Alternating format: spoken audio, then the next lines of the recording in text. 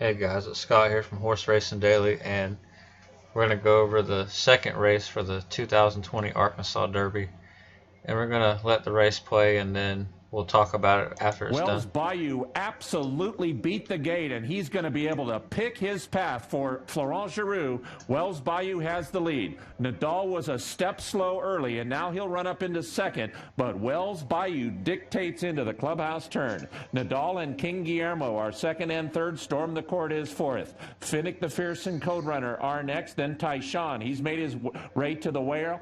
Nice move, David Cohen. Silver Prospector, and the trailer is Farmington Road as Wells Bayou takes them to the backstretch in the 84th Arkansas Derby. Nadal will do his running from second today, and Wells Bayou leads 3/4 of a length.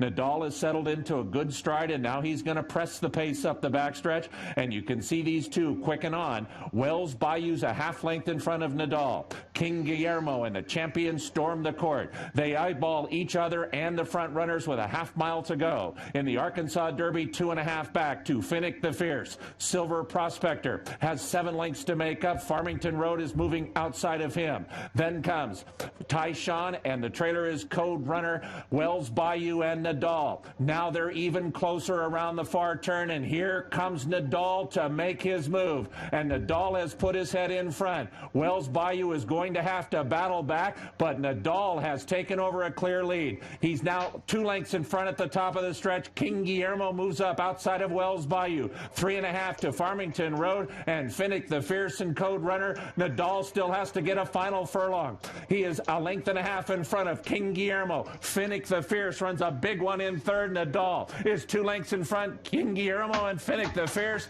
It is Nadal undefeated and the Arkansas Derby winner.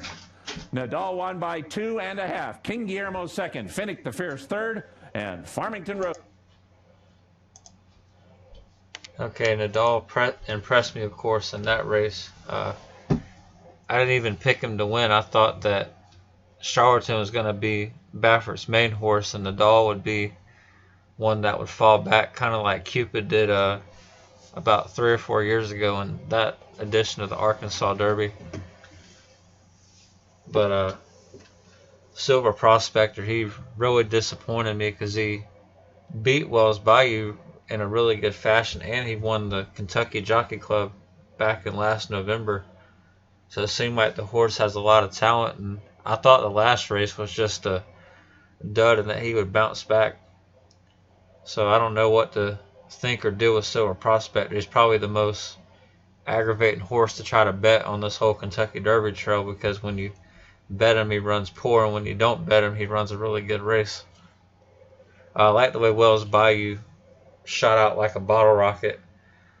I wonder if, even though his pedigree says he's meant to go longer, if maybe they'll try to turn him back to more of a 7 furlong, maybe 1 turn mile type of horse, because he just seems like he doesn't, there's not much fight in him when he wants to try to get on to, mile and an eighth.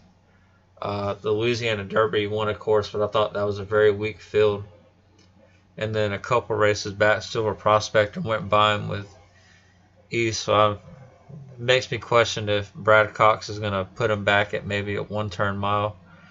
Farmington Road, I thought, ran really good to get 4th. King Guillermo, I thought he was a big wild card in the race, because he ran really good in the Tampa Derby, but that hasn't always translated to success in future races. But he done good to get second. He was one of those you couldn't leave off of your pick 4s, pick 5s. For Nadal, the time came back really good, or well, not really good, but better than the first division of the Arkansas Derby. Compared to other race times on the card, you can kind of question just how good the races really ran.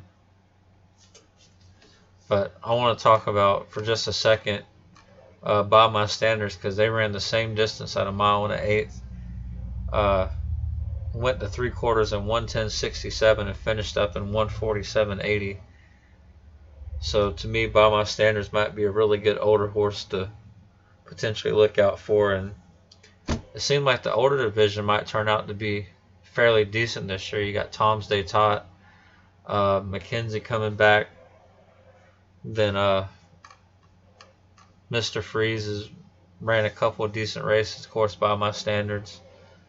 So I'm kind of anxious to see how the older division is going to play out this year. I thought it was a really black spot on the horse racing scene last year. Every other division was kind of stacked, but the older horse dirt division. So I think that's going to be really good for it.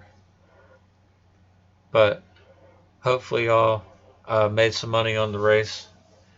How about the last leg of the pick 5 being a 1 3/4 mile race? That probably made a few people mad trying to have to handicap that one, doing their pick 4s and pick 5s. But hopefully one of y'all hit it, and thanks guys for watching.